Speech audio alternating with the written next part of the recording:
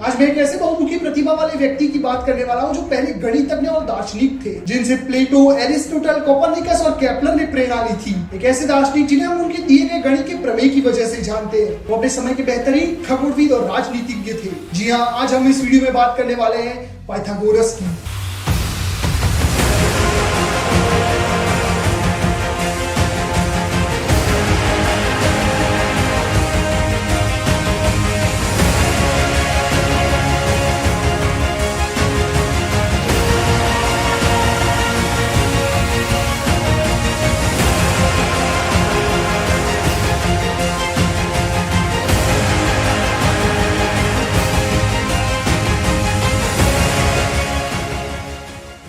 इतिहास में पाइथागोरस के बारे में काफी कम लिखा गया है, क्योंकि उन्होंने अपने ऊपर कोई किताब नहीं लिखी थी। ऐसा इसलिए क्योंकि उन्हें किताबों पर ज्यादा विश्वास नहीं था। वो अपने गुरु की शिक्षा पर ज्यादा महत्व देते थे। बाद में एक दार्शनिक पोर्फिरी ने उनकी एक बायोग्राफी लिखी थी, जिसका नाम है लाइफ ऑफ पाइथागोरस, जिस पर एक वीडियो आधारित है।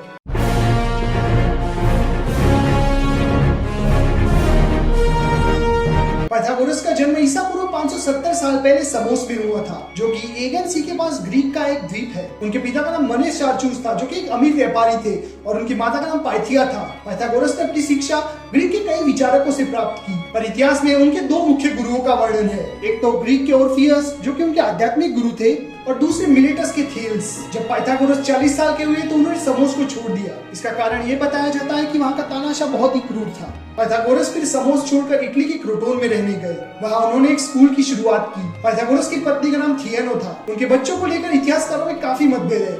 कुछ लोगों को लगता है कि उनके 2 बच्चे थे और कुछ को लगता है कि उनके 3-4 बच्चे थे। अब इस बारे में बात करते हैं कि दार्शनिक पाइथागोरस ने किस किस क्षेत्र में अपना महत्वपूर्ण योगदान दिया।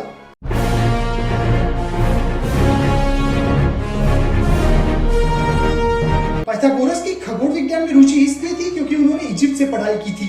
एशियंट इजिप्ट खगोल विज्ञान में बाकी राज्यों से काफी आगे था। पाइथागोरस ने पहली बार लोगों को ये समझाया कि शाम के वक्त और सुबह के वक्त जो तारा दिखता है वो एक ही है, जिसे आज हम सब शुक्र ग्रह के नाम से जानते हैं। पहले के लोगों को लगता था कि पृथ्वी ब्रह्मांड का केंद्र है और बाकी के सारे पदार्थ पृथ्वी के आसपास चक्कर लगा रहे हैं। परंतु पाइथागोरस पहले अकेले ऐसे व्यक्ति थे जो ये कहते हैं कि सूरज केंद्र में है और बाकी ग्रह उसके आसपास चक्कर लगा रहे हैं, पर वो ये साबित नहीं कर पाए। फिर बाद में निकोलस कोपरनिकस ने हेलियोसेंट्रिक मॉडल दिया और ये भी कहा कि उन्हें इस मॉडल की प्रेरणा पाइथागोरस से मिली थी।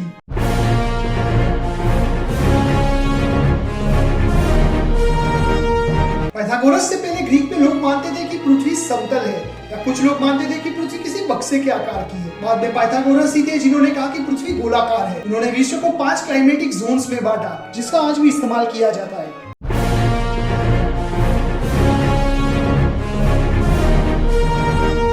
पाइथागोरस काफी आध्यात्मिक थे। वो ये मानते थे कि जिन तत्वों से ब्रह्मांड का निर्माण हुआ है, उसी तत्वों से हम इंसान भी बने हैं। वो ईश्वर पर काफी विश्वास रखते थे।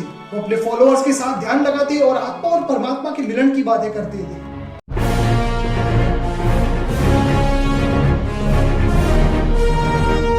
पाइथागोरस पुनर्जन्म पे काफी विश्वास रखते थे। वो ये मानते थे कि आत्मा हमारे सिर्फ शरीर बदलती है। वो हमेशा आत्माओं के एक जीव से दूसरे जीव में ट्रांसमाइग्रेशन की बात किया करते हैं।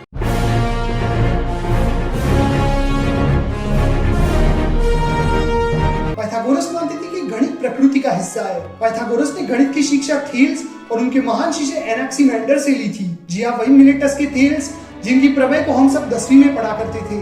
पाइथागोरस का जो प्रमेय है कि समकोण त्रिकोण में जो कर्ण की लंबाई का वर्ग होता है वो बाकी 2 भुजाओं के वर्गों के योग के बराबर होता है। त्रिभुज के इस प्रमेय का उपयोग पाइथागोरस से भी 1000 साल पहले बेबीलोनियंस के द्वारा किया गया था, जो कि उनकी कलाओं में दिखता है। यानी वो प्रमेय अस्तित्व में तो था और उस प्रमेय को साबित करने का काम पाइथागोरस ने किया।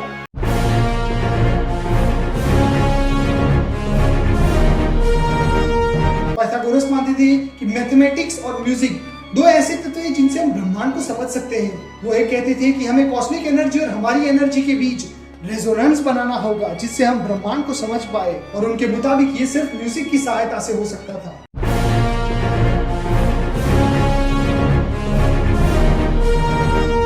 पाइथागोरस ने क्रोटोन में एक संस्था की स्थापना की थी, जहां बहुत सारे लोग अभ्यास करने आते थे। मुख्य रूप से इन छात्रों को 2 विभागों में बांटा गया था, अकोस्मातिकोई और मैथमेटिकोई। अकोस्मातिकोई जिनका मतलब है सुनने वाले। ये उन लोगों का समूह था जो सिर्फ धार्मिक और आध्यात्मिक भाषा सुनने और उनका अभ्यास करने के लिए आश्रम में आते थे। मैथमेटिकोई पाइथागोरस के काफी करीबी शिष्य थे। मैथमेटिकोई के लिए नियम काफी सख्त थे, जैसे कि उन्हें हर रोज ध्यान करना पड़ता और सिर्फ शाकाहारी भोजन ही लेना होता था।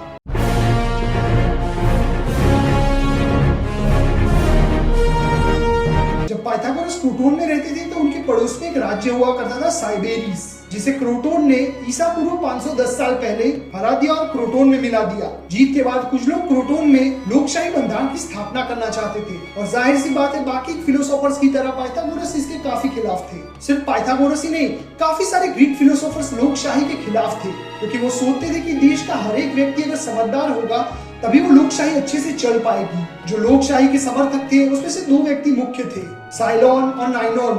फिर क्या था, इन दोनों ने मिलकर पाइथागोरस के खिलाफ षड्यंत्र रचना शुरू कर दिया। कुछ साल बाद तकरीबन ईसा पूर्व 490 से 500 साल पहले जब पाइथागोरस हाउस ऑफ मिलो गए, जो कि मेटापोंटम में स्थित था, जहाँ पाइथागोरस और उनके मैथमेटिकों की मीटिंग चल रही थी, उस बिल्डिंग को इन एंटी पाइथागोरियंस के चारों ओर से घेर लिया और उसके आसपास आग लगा दी, जिससे पाइथागोरस और उनके शिष्यों की मौत हो गई। तो ये थी कहानी महान पाइथागोरस की। मुझे यहाँ तक सुनने के लिए धन्यवाद। मिलते हैं अगली ऐसी किसी वीडियो में, तब तक के लिए गुड बाय, टेक केयर।